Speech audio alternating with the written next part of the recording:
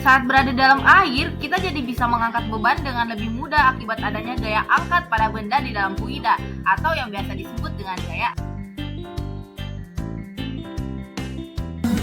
Archimedes adalah gaya angkat ke atas pada suatu benda jika dimasukkan ke dalam fluida, zat cair atau gas. Gaya Archimedes ini ditemukan oleh seorang ilmuwan Yunani yang bernama Archimedes.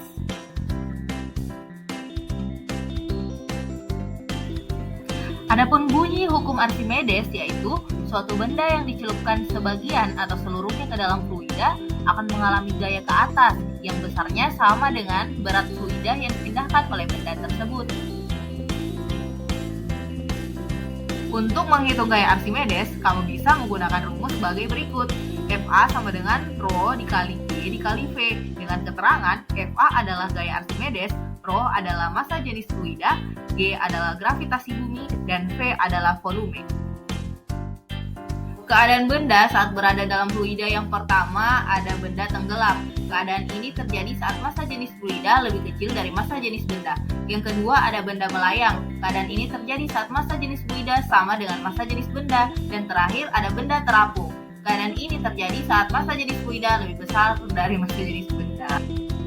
Penerapan hukum Archimedes yang pertama ada kapal selam. Kapal selam mampu mengatur massa jenisnya di dalam air agar bisa menyelam, melayang, dan mengapung di permukaan air. Yang kedua ada balon udara. Udara di dalam balon udara dipanaskan agar massa jenisnya menjadi lebih kecil daripada massa jenis udara di sekitarnya, sehingga balon udara dapat melayang di udara. Yang ketiga ada kapal laut. Kapal laut biasanya terbuat dari baja atau besi, tapi dapat mengapung di atas laut. Mengapa demikian? Hal ini karena gaya angkat kapal sebanding dengan berat kapal.